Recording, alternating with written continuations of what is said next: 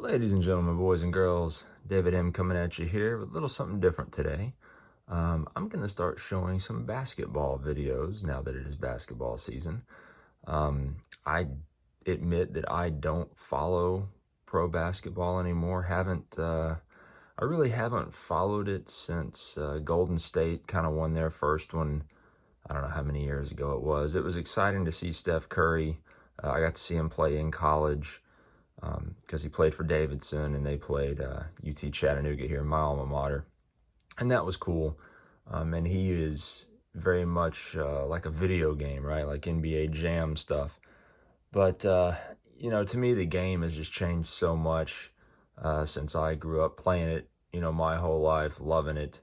I'm one of these guys that is very much, to me, the 80s and 90s were as good as it will ever get. As my buddy James at Elite says, the golden era of basketball.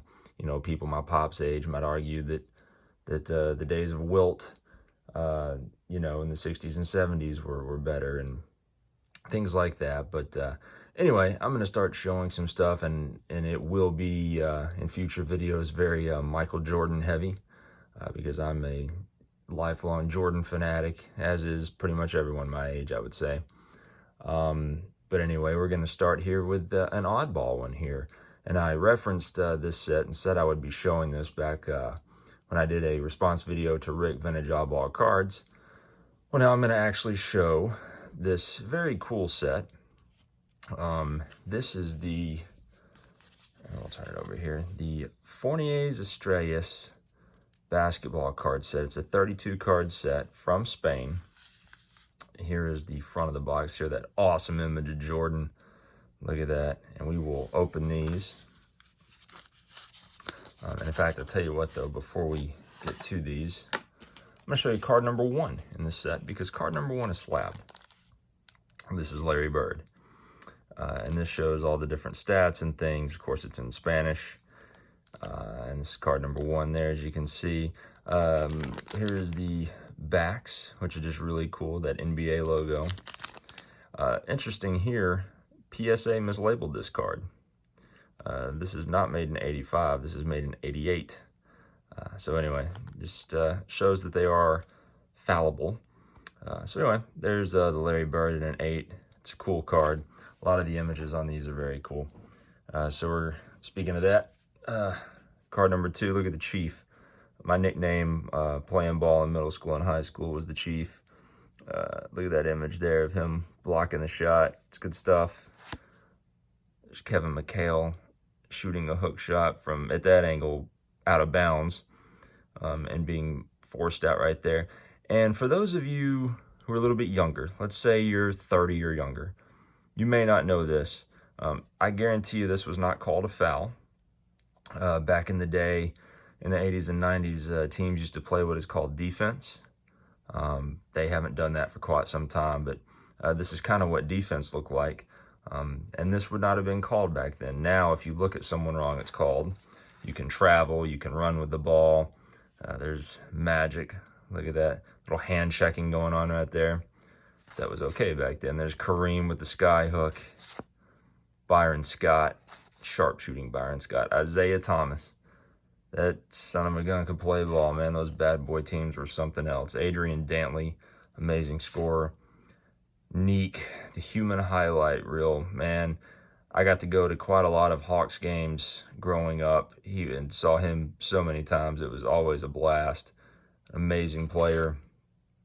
Spud Webb, look at how high he's getting up. He was 5 foot, Lord, I don't know, 5 foot nothing, and could jump out of the gym.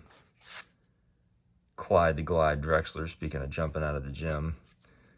Terry Porter, teammate. And there's Mark Aguirre. Muggsy Bogues, genuinely 5'3". He came to a basketball camp when I think I was 12 or 13. He is the only player I've ever gotten their autograph on a couple of cards in person. But man, was he something else. Patrick Ewing, Big Daddy knee pads. Oops. The mailman, Chuck. I like Charles Barkley. He is a very entertaining person, but he was a Hell of a great basketball player, the round mound of rebound. Ron Harper, later with the Bulls. Alex English. X, Xavier McDaniel. Jeff Malone. Now you'll see we're missing card 22. I'll show you that in a minute. There's Akeem the Dream before he added the H. One of the most dominant centers. Ralph Sampson, possibly, well, one of the most dominant collegiate players ever at Virginia. Buck Williams, not one of the most dominant players ever. Chuck Person, the rifleman. His son Wesley went on to play for a while, too, with Auburn and then with the Pacers, I believe. Alvin Robertson, Tom Chambers, Paul Pressey, Danny Manning, LaSalle Thompson, and probably the best pure point guard ever, certainly one of them, John Stockton. Amazing athlete, amazing player. So that's the 32 card set minus card number 22, which is, of course, this one. Mike. Cool image there. I wish the lighting was a little bit better. And a PSA 9. Just a great card. Love it. Flip it over to the back one more time. Now, there is one more card in this set that's kind of the banger, if you will. If you can find it in good shape. And this is the rules card. It's not numbered. But there's all the rules. And on the front, it is the same image as the box, but that is such an awesome image of the GOAT about to hit his head on the rim.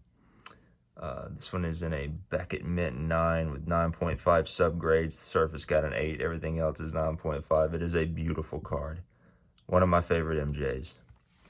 So, I hope you enjoyed that look at a different kind of basketball set from the 80s. And with that, I hope everyone's doing well, and I'll catch you next time.